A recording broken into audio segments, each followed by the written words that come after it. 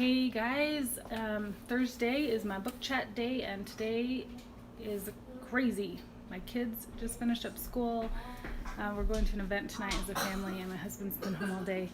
So I want to really take the time to sit and share the chapter with you. So I'm just getting on to tell you that I will be doing a follow-up to this. So chapter 5 is called Don't Think, Do, from the Depression Cure, and it's all about ruminating and how we can get caught up in our thoughts.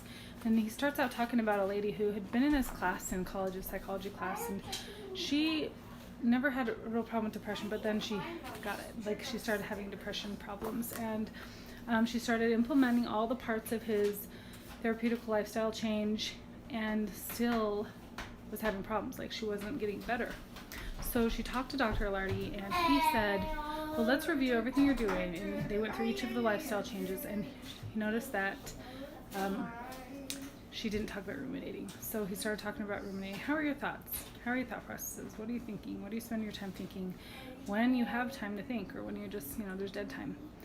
And that was her problem. She was still ruminating, even though she'd implemented the other parts of the therapeutic lifestyle changes. She was still ruminating. And so this chapter actually talks about some ways we can break the cycle of rumination. Once a thought has popped into our heads, we can decide whether or not we're going to keep thinking about it, and we can shift our focus onto some other activity instead. So she said, I've tried to think about other things. Like, I don't want to think about those negative things, but how do I stop that process? And it really just takes commitment and some practice. And there are a few things about rumination that really affect people, us, when we start ruminating.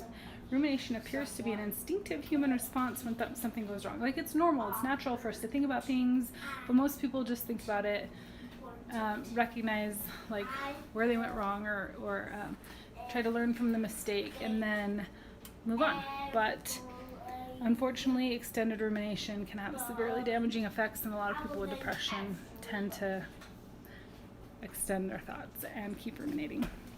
So one thing it does is amplifies negative emotion. It also makes people less active, and because of that, people withdraw when they ruminate.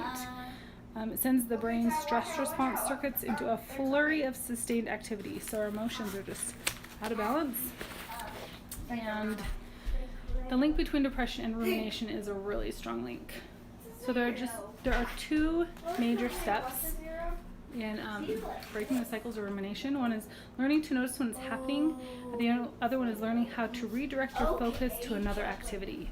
So I'm going to stop right there because I want to be able to spend adequate time on those two things. And you can probably hear my kids in the background. We're just trying to get dinner going. So I'll come back when I'm able to and follow up with those two things about rumination, how you can break the cycle, and some tips and strategies that Dr. Alardi gives in his book. So thanks for tuning in, and we'll talk to you later.